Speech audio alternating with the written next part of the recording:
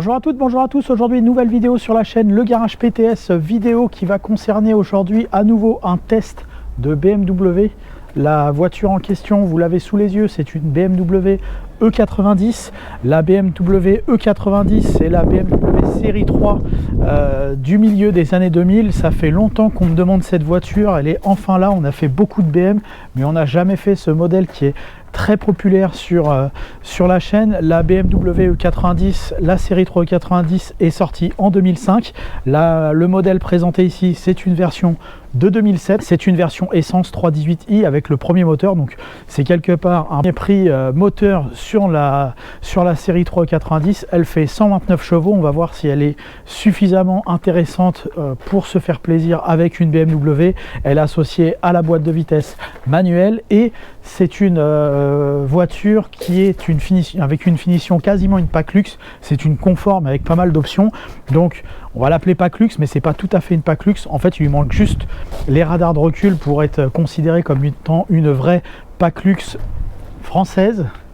Et donc cette série 3 E90 dans sa couleur Sparkling Gros métallique est ici de 2007, et donc ça va nous permettre un petit peu de parler de cette série 3 E90. Donc la série 3 E90, c'est la série 3 comme je le disais tout à l'heure du milieu des années 2000. C'est la série 3 qui a remplacé la série 3 E46. La série 3 E46 aujourd'hui c'est un classique, mais à l'époque c'était une série 3 qui était extrêmement demandée. Il y a beaucoup de vent aujourd'hui, la bâche bouge. Donc la série 3 E90 a succédé à la E46 qui était un énorme succès pour BMW, et donc cette E90 a été dessinée par le très controversé Chris Bangle, qui a dessiné un tas de BMW, mais qui est avec un style parfois tout à fait malheureux. On peut penser à la série 7 du début des années 2000 on s'est jamais habitué à cette voiture malheureusement. Il a eu des modèles un petit peu plus convaincants. Et cette série 3 E90 a malgré tout été un grand succès chez BMW. C'est une voiture qu'on voit encore beaucoup de nos jours. Pourtant, c'est une voiture qui a terminé sa carrière il y a bien plus de 10 ans maintenant, puisqu'elle a arrêté sa carrière en 2011.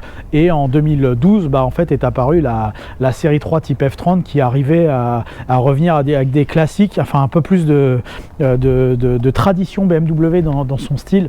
Donc là on peut voir que au-delà de la forme assez controversée des feux avant et arrière, ce qui était assez marquant sur cette voiture, c'est qu'on avait un dessin assez tortueux. Il y avait beaucoup de coupes, beaucoup de lignes franches à l'image du capot. Là on peut voir qu'il y a différents bosselages, et il y en a encore plus sur la phase 2. Alors la phase 2 pour moi est plus jolie que la phase 1. Les rétroviseurs aussi avaient l'arrivée un peu des rondeurs. Les feux, donc je le disais, étaient très bizarres, mais ce qui est aussi très marquant sur cette voiture, au-delà des arêtes et de la forme des feux bizarres, c'est qu'on avait pour une fois une série 3 sans baguette de protection latérale. Donc d'un point de vue du design, ça faisait quelque chose peut-être de très moderne, mais ça lui confiait aussi un style, à mon avis, un peu trop plastique, avec ses gros pare-chocs proéminents, cette calandre assez arrondie, et donc ces gros pare-chocs en plastique et l'absence de baguette latérale.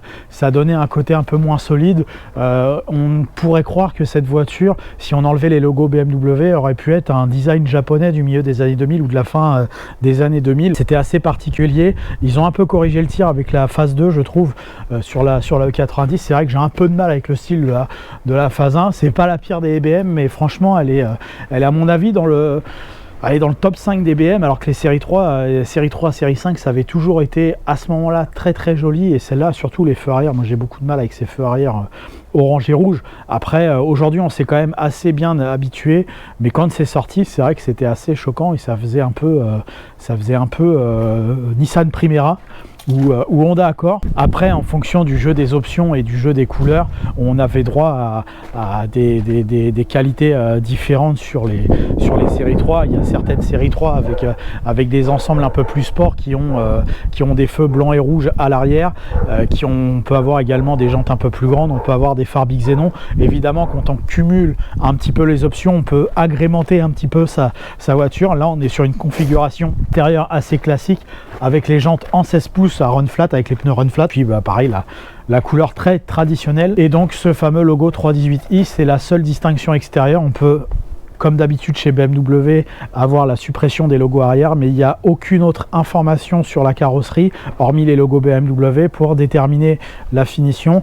Pour les plus amateurs et les plus exigeants, on va dire que la sortie d'échappement ronde comme ça, unique, enfin ovale et unique, c'est pour des motorisations à 4 cylindres.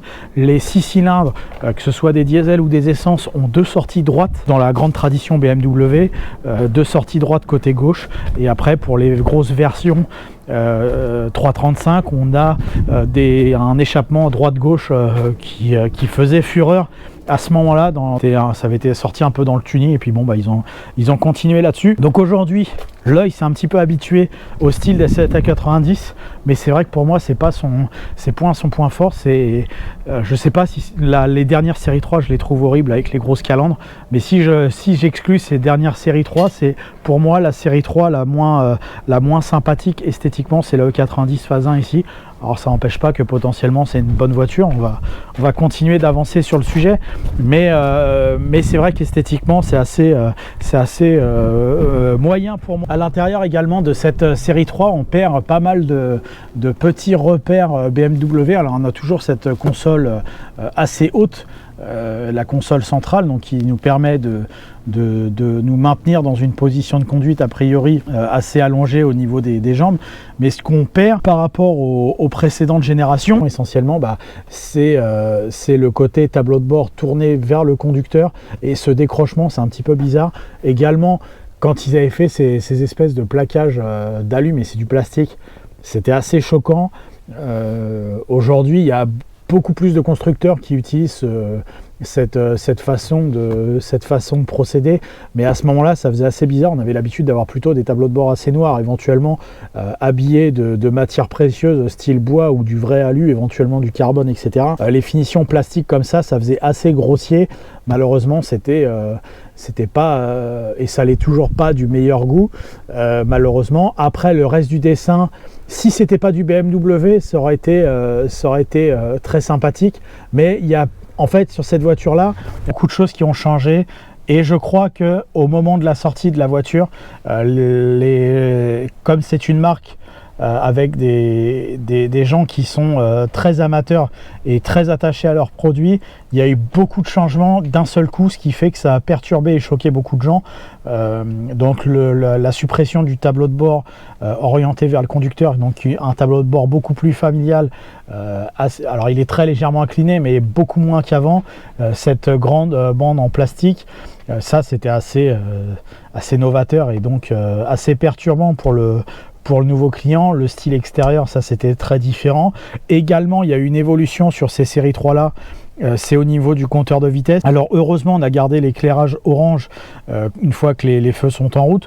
Par contre, on perdait la traditionnelle jauge de température qui était normalement sur la droite du compteur, alors que là on est un compteur beaucoup plus basique, beaucoup plus classique, avec de gauche à droite, donc la jauge à carburant à l'intérieur du compteur de vitesse gradué à 260 km/h, et on avait le compte-tour avec toujours heureusement l'économètre. Donc l'économètre, ça c'est la petite aiguille qui est en dessous qui permet en fonction de la position de votre accélérateur de savoir si vous consommez 5 litres, 10 litres, 15 litres ou 20 litres au 100. Donc l'aiguille bouge très vite. Autre nouveauté sur cette voiture, c'était l'apparition de cette clé qui n'était pas une clé mais qui était une sorte de badge qu'on enfonçait, enfin qu'on enfonce d'ailleurs toujours ici, et il faut appuyer ici, et là la mise en route de la voiture se met en place, donc simplement en appuyant sur le bouton start, en appuyant sur le frein évidemment, et ça nous permet de mettre la voiture en route. Là on peut voir les quelques aiguilles se mettre en mouvement. En fonction des options, avec le jeu des options, on pouvait avoir la navigation GPS comme ici. Ici, il faut savoir que quand on n'a pas la navigation, je trouve le tableau de bord encore plus moche, parce que là du coup on a, on va dire, la même hauteur qui s'arrête comme ça ici, et là on a enfin voilà, c'est beaucoup moins joli. Le style de ce tableau de bord est fait pour avoir une navigation GPS. Si on n'a pas ça, c'est un peu moins joli. Après, le système pilotage dans les menus. Il y a rarement eu pire que ça, c'est assez complexe puisqu'on gère tout avec la molette ici, et ensuite on peut rentrer dans différentes fonctions. Voilà, là par exemple je descends sur audio, j'ai un écran qui est coupé en deux avec la navigation GPS d'un côté et les fonctions CD de l'autre, et quand je descends sur le tableau de bord, là je trouve les aérateurs, la climatisation Bizone, le système audio CD, le cendrier qui est en dessous, la boîte à 6 rapports, c'est un petit moteur mais on a déjà 6 vitesses manuelles, donc ça c'est bien aussi. Les commandes au volant, pareil, le volant nouveau design de chez BMW, moderne on va dire pour l'époque, mais par contre qui perdait un peu cette tradition. C'était toujours un volant 3 branches mais un peu moins joli. Enfin, c'est un ensemble qui fait que beaucoup de choses ont changé sur cette voiture, trop d'évolution peut-être d'un coup, et ce qui a perturbé certains clients et peut-être aussi perturbé les journalistes qui ont fait une difficulté d'adaptation. Par contre, les clients ne se sont pas trompés, il y a eu énormément de ventes sur cette série 3, donc tant mieux pour eux. On va couper la voiture avant de trop polluer l'environnement. La position de conduite par contre, elle, est très fidèle à BMW, avec, pour moi, donc moi je suis toujours très bien à l'intérieur de ces BMW, hein. Moi la position de la jambe relativement allongée me convient plutôt très bien. Je ne touche pas avec mon genou, jamais. J'ai pas souvenir d'une BM qui me gênait au niveau du genou. Voilà, c'est dans la continuité, ça me dérange toujours pas, je suis plutôt très bien installé. Les sièges, malgré que ce soit les sièges cuir entre guillemets, puisque c'est du cuir basique, c'est du cuir de comment on appelle ça, du cuir synthétique, sur l'élément cuir de base. On a plusieurs niveaux de cuir sur le 90, là c'est le cuir synthétique standard. Donc c'est pas il y a mieux, il y a pire, on va dire qu'il y a surtout mieux que pire d'ailleurs, mais la forme du siège et le dessin du siège est plutôt très correct. On est bien installé, malgré qu'on n'ait pas les sièges sport, etc. On a un siège tout à fait correct, un volant qui tombe bien sous la main, et en termes de position de conduite, évidemment on est obligé de trouver sa position de conduite puisque tous les réglages sont possibles au niveau du siège, de l'appui-tête, de la longueur des bras, machin, tout va plutôt très bien. Le pommeau de vitesse tombe bien sous la main avec la coudoir, donc pour conduire, on a plutôt visiblement une très bonne position de conduite. Et là, quand je ferme la porte de cette voiture, alors on est moins choqué aujourd'hui par ça. À l'époque, il n'y avait pas beaucoup de marques qui proposaient des habitacles un peu forme cockpit, très refermés sur eux-mêmes. On avait beaucoup d'habitacles aérés à l'époque encore. C'était le tournant, on va dire, à ce moment-là. BMW a toujours fait ça. Moi, j'ai toujours aimé, en tout cas chez BMW, ce type de tableau de bord, parce que je me sens dans un cocon, mais en même temps, je sais pas, il y a un environnement où je suis plutôt bien. Et il y a d'autres marques où c'est la console peut-être qui remonte trop et trop loin ici, du coup on est sur une position un peu trop exagérée, genre le 3008 pour moi c'est exagéré de ce côté-là. Le 3008-2 hein, bien sûr, puisqu'on arrive sur le 3 dorénavant. Donc la position de conduite, elle est bien. Le niveau de visibilité, cependant, est assez moyen sur les phases 1. Les rétros sont pas très grands. Sur les phases 2, ils ont augmenté un petit peu les rétroviseurs. Ici, c'est plutôt bien. Le montant est gros. Donc, une petite gêne de ce côté-là, au niveau du montant. Et après, voilà, on a le reste de la visibilité de la voiture. Donc, c'est pas la meilleure visibilité, hein. On a trouvé mieux, il y a pire, il y a mieux, c'est assez moyen. On a, pour une voiture moderne, un tableau de bord qui est assez proche du pare-brise, et on a ce panneau de porte qui remonte relativement haut, donc bonne sensation de sécurité, mais surface vitrée un peu plus faible.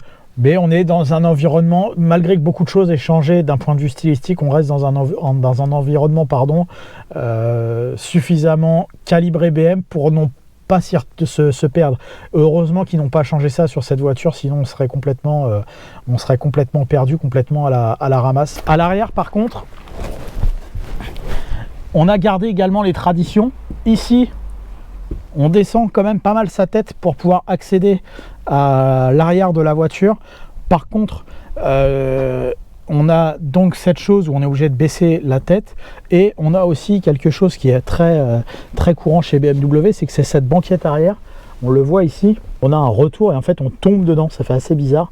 On tombe dans le siège et une fois qu'on est installé à bord, on est plutôt bien. Par contre, la sensation, on va dire, de tomber, là, on glisse et hop, on se met dans ce siège. Et une fois qu'on est dedans, on est plutôt bien. Comme d'habitude chez BM, on est bien à 4 parce qu'à 5, évidemment, ce sera malheureusement moins bien. On sera contraint par le tunnel de transmission éventuellement.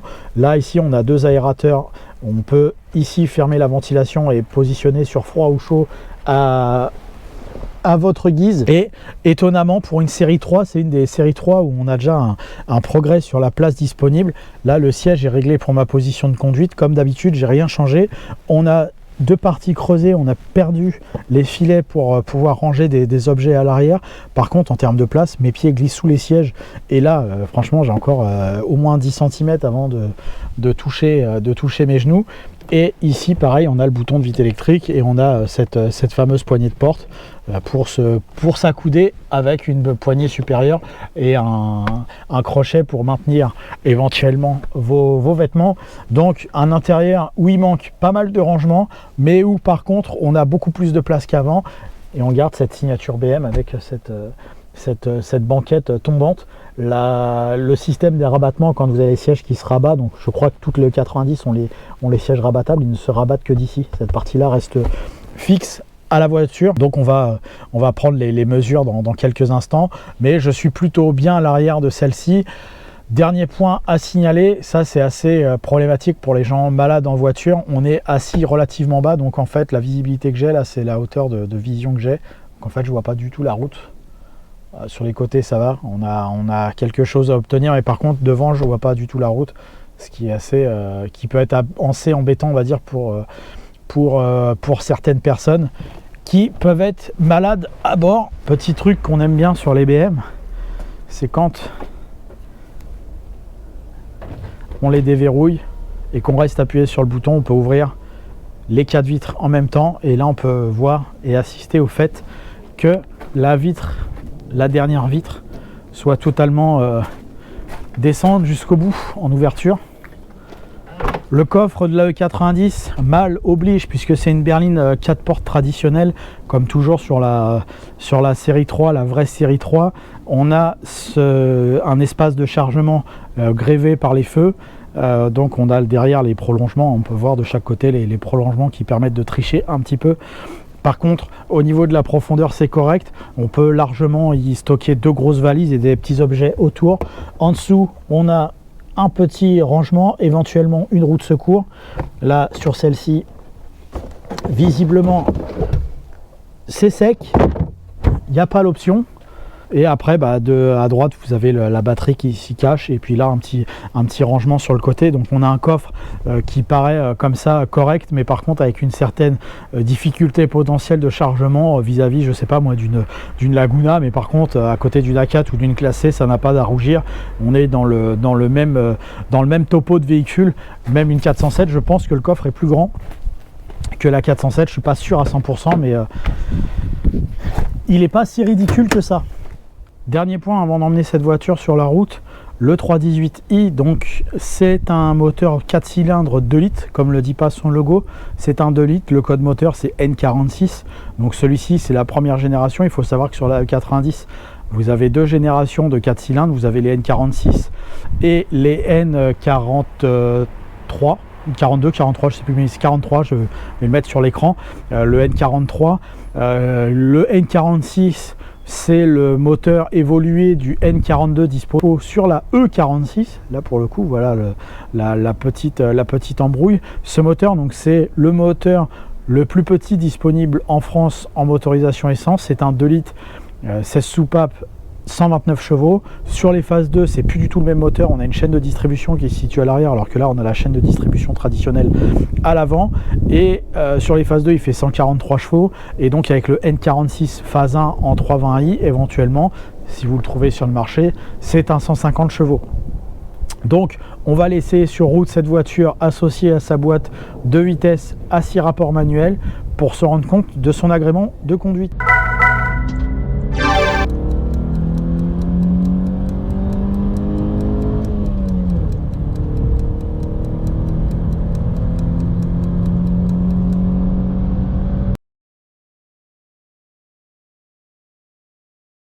Nous voici donc au volant de la 318i E90. Donc ce que je disais tout à l'heure, je le confirme immédiatement. On a toujours une bonne qualité de siège dans cette BMW. On est toujours très bien installé, il n'y a aucun problème là-dessus. Les commandes tombent bien sous la main, comme toujours chez eux. Le volant est bien réglé, le siège est bien réglé. Et en plus de ça, s'il n'y avait pas la ventilation, il y avait un grand silence, aucune vibration. Là, je suis au feu rouge, j'attends le feu vert. Et on attend dans un grand silence, donc c'est plutôt reposant, c'est plutôt appréciable. Surtout dans cette génération de voitures qui était inondée de moteurs diesel. Du coup, en motorisation essence, on n'a pas forcément l'habitude. Et c'est très agréable pour qui cherche quelque chose d'assez reposant. Après, comme d'habitude chez BMW, la commande de boîte, elle est assez ferme et la course de l'embrayage est assez longue. Donc ça, c'est des caractéristiques qui sont propres à BMW. Mais bon, c'est pas, il n'y a pas de drame de ce côté-là. Donc là, on a encore un silence vraiment appréciable. On entend très légèrement le 4 cylindres une fois qu'on accélère, mais sans excès. On va dire que heureusement, parce que le bruit est assez quelconque du moteur, on n'a pas une belle sonorité comme les 6 cylindres de la marque. Donc voilà, j'ai pas besoin d'élever le niveau de la voix particulièrement pour me faire entendre, pour parler. Donc ça, c'est bien. On attend d'arriver sur la voie rapide. Après, le confort est ferme, mais sans excès. On a une tenue de route qui semble assez sportive entre guillemets dans l'approche de la suspension. On n'est pas sur des suspensions réglées confort à la manière d'une Laguna ou à la manière d'une C5 évidemment.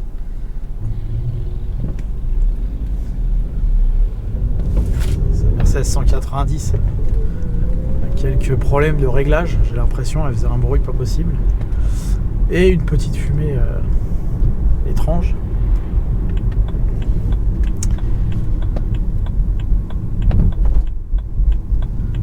Essayer d'accéder, ce serait sympathique.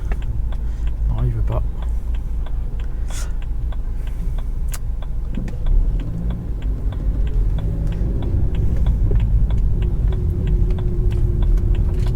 La direction est également assez lourde elle est assez lourde en manœuvre. On sent qu'on a un volant dans la main. Moi j'aime bien, personnellement. Après c'est une question de goût, mais moi en termes de sensation de conduite, de sentir le volant et d'avoir quelque chose d'assez lourd dans mes mains, j'ai l'impression de le tourner le volant. Ça se tourne pas à un doigt, ça j'apprécie plutôt. Après le moteur, comme on s'en doute, il est pas très nerveux quand on monte dans les tours. On sent qu'il n'est pas fait pour ça.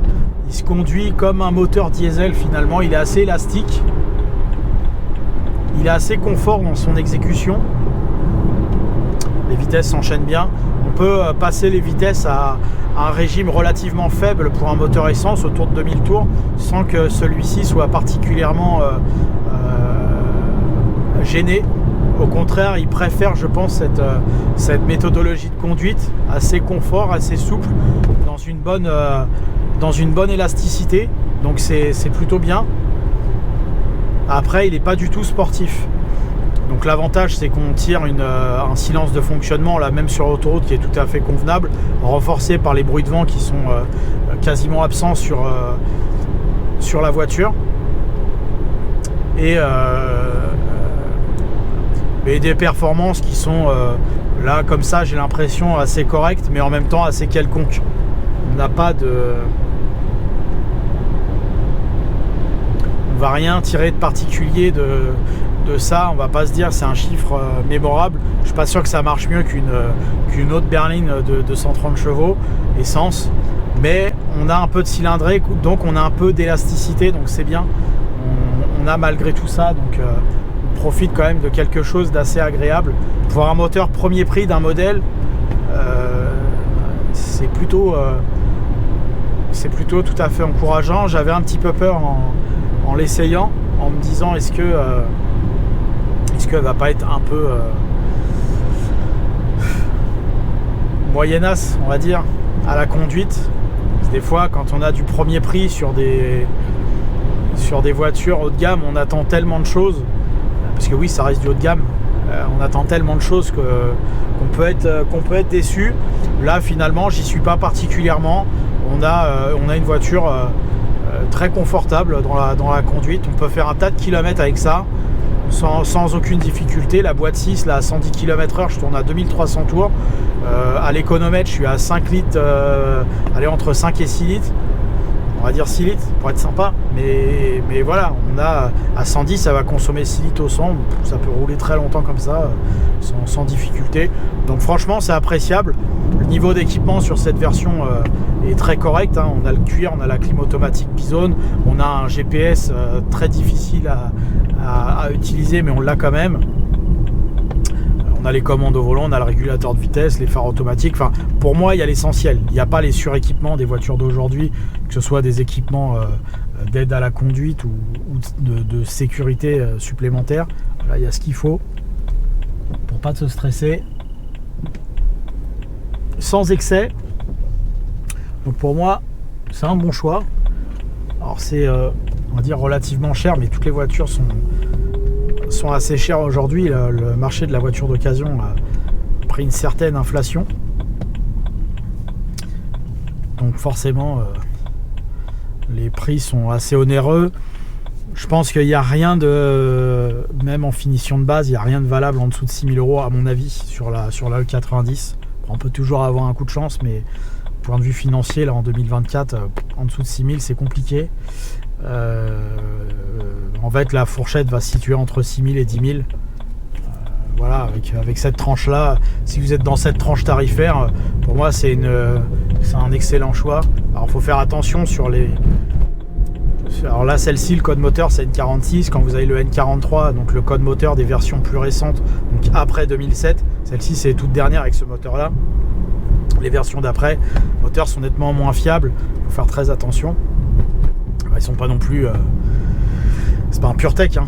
On n'est pas à ce niveau-là, mais des petits soucis de pollution, d'injecteurs, etc. Un peu chiant, quoi.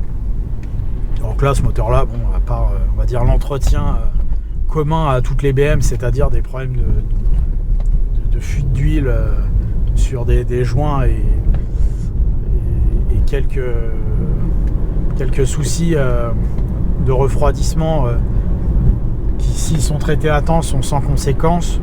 Bon, il n'y a pas grand chose si à vérifier peut-être le pont arrière, mais vous verrez là, dans quelques temps, vous verrez la vidéo de la fiabilité de la voiture qui passera dans quelques semaines, histoire qu'on fasse le doublon et le point complet de CE90 phase 1 essence. Voilà, donc moi, pour moi, c'est un excellent choix, c'est une très bonne voiture, comme souvent chez BM, hein. Pas trop de... Je suis rarement déçu par cette marque, donc vous pouvez y aller si ça vous plaît, si c'est un modèle qui vous branche. Moi, j'ai pas de contre-indication particulière, et le moteur, finalement, si vous attendez pas quelque chose de sportif, vous serez pas déçu parce que l'élasticité est très très bonne. Voilà, merci à vous d'avoir suivi cette nouvelle vidéo sur la chaîne Le Garage PTS. Merci encore pour votre fidélité. N'hésitez pas à vous abonner, à aimer, à commenter Le Garage PTS sur Facebook, YouTube et Instagram. Merci à vous, à bientôt.